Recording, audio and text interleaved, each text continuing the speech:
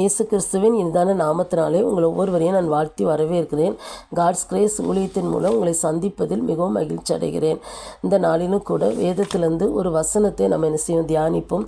யாத்ராம் புஸ்தகம் 32ஆம் அதிகாரம் 32வது வசனம். தேவரீர் அவர்கள் பாவத்தை மன்னித்தருளுவீரானால் மன்னித்தருளும், இல்லாவிட்டால் நீர் எழுதின உடைய புஸ்தகத்திலிருந்து என் பெயரை கிறுக்கி போடும் என்றான். மோசே இந்த வார்த்தையெல்லாம் சொல்லி ஆண்டவரிடத்தில் ஜெபம் பண்ணுறான். ஆண்டவரே, இந்த இஸ்ரவேல் ஜனங்களுடைய பாவத்தை நீங்கள் மன்னிங்க, அப்படி இல்லைன்னா என் பேரை ஜீவ புஸ்தகத்திலேருந்து கிறுக்கி போடுங்க அப்படின்னு சொல்லி சொல்கிறத பார்க்குறோம். ஜீவ புஸ்தகத்திலேருந்து பேரை கிறுக்கி போட்டுட்டா அவங்க பரலோகத்துக்கு போகவே முடியாது.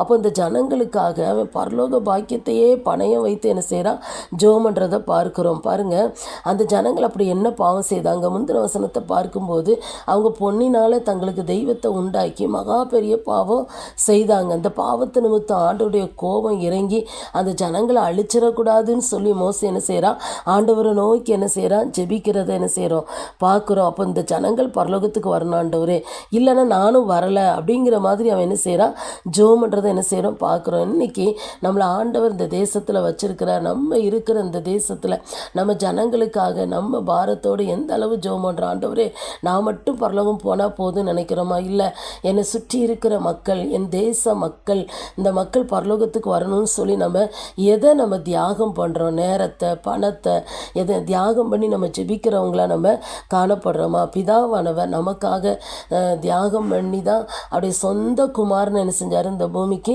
அனுப்பி வைத்ததை பார்க்குறோம். இயேசு கிறிஸ்து நமக்காக தியாக பலியாக சிலுவையில் தன்னையே ஒப்பு கொடுத்ததை பார்க்குறோம். நம்ம ஆண்டவருக்காக எதை தியாகம் பண்ணுறோம்? ஒரு இந்த நம்ம தேசத்துக்காக எதை தியாகம் பண்ணி நம்ம அந்த ஜனங்களுக்காக ஜெபிக்கிறவங்களா நம்ம காணப்படுறோம்னு சொல்லி நம்ம சிந்திச்சு பார்ப்போம். அப்படி கண்களை மூடி ஜெபம் பண்ணலாமா?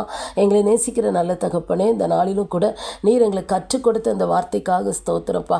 இதை கேட்ட ஒவ்வொரு பிள்ளைகளையும் ஆசீர்வதி. அவருடைய வாழ்க்கையில் ஆண்டவரே உடைய இருதயத்தின் பாரத்தை அறிந்து ஜெபிக்க தேவன் கிருபை கொடுக்கும்படியா ஜெபிக்கிறப்பா.